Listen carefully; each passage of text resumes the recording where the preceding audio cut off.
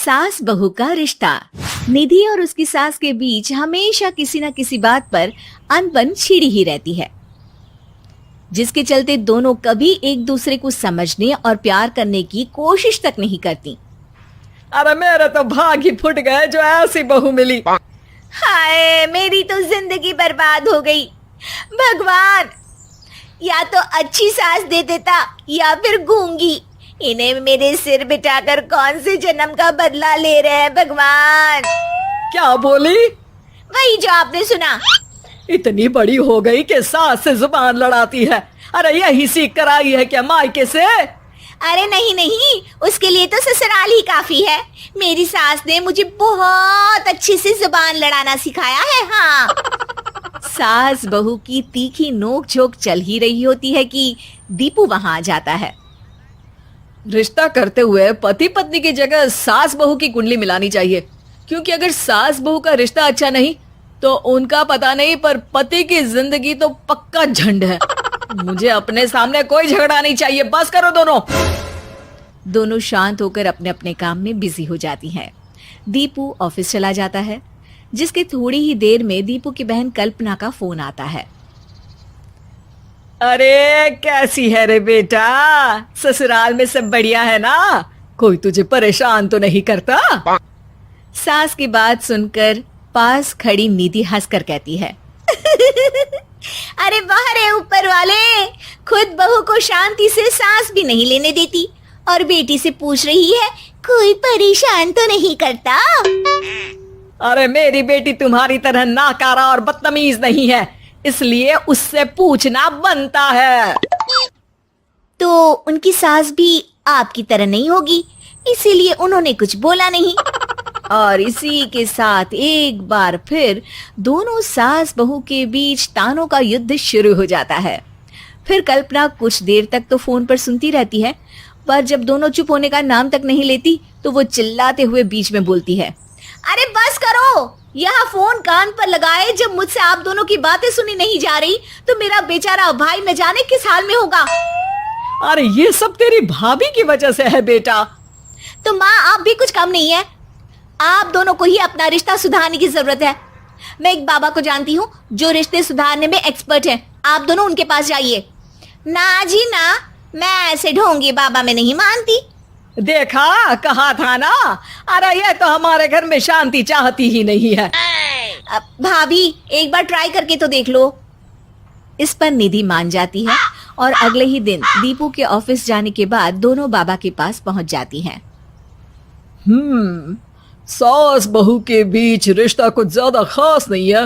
हर समय तू मैं चलती रहती है। हाँ जी हाँ, बिल्कुल सही। आप तो बहुत ज्ञानी है बाबा जी। तो उपाय सुनो। बहू को साफ और सच्चे मन के साथ सास को 12 लाल और 12 हरी चूड़ियां भेंट करनी है। मतभेद अपने आप कम हो जाएंगे। बाबा का उपाय सुन अगले दिन निधि सास को चूड़ियां भेंट कर देती है, लेकिन इससे भी उन दोनों के बीच कुछ सही नहीं होता। अरे पक्का इसने ही किलस कर चूड़ियां दी होंगी, तभी कुछ नहीं हुआ। दोनों दोबारा बाबा के पास जाती हैं। कुछ नहीं होता। तो दूसरा उपाय सुनो।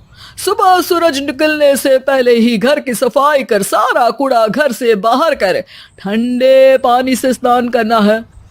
इससे दोनों के बीच रिश्ते अच्छे हो जाएंगे। अरे इतनी जल्दी मम्मी जी ही उठ सकती हैं? ये आपको ही करना पड़ेगा। मैं अकेली तो लड़ाइयाँ नहीं करती ना। बाबा का उपाय मानते हुए अगली सुबह से सास जल्दी उठ सूरज निकलने से पहले घर की सफाई कर ठंडे पानी से नहाने लगती है। ये सब कुछ दिन तक चलता है, जिससे अभी भी दोनों के रिश्ते तो नहीं सुधरते, पर सास की तबीयत खराब होने लगती है। अब लगता है आपने मन से काम नहीं किया होगा, तभी तो रिश्ता वैसा का वैसा पड़ा है और तबीयत खराब हो गई। अरे सही कहती थी तुम। कल मुहा ढोंगी बाबा। देर आए पर दुरुस्त आए। चलो आराम करो आप। अब निधि बाकी काम छोड़ सास की सेवा करने लगती है। अपनी पत्नी और माँ में ऐसा बदलाव देख दीपू बिल्कुल हैरान रह जाता है। अरे कहीं बाबा ने कोई जादू टोना तो नहीं कर दिया? मेरी माँ और पत्नी इतना घुल मिल कर तो नहीं रहती। ओहो, सरकाज़म। बस बस अब जाओ और अपना काम खुद कर लो, मुझे मम्मी जी का ख्याल रखना है। निधि की बात सुन हैरान दीपू बस उन्हें देखता रह जाता है और निधि सास का ध्यान रखने में लगी रहती है।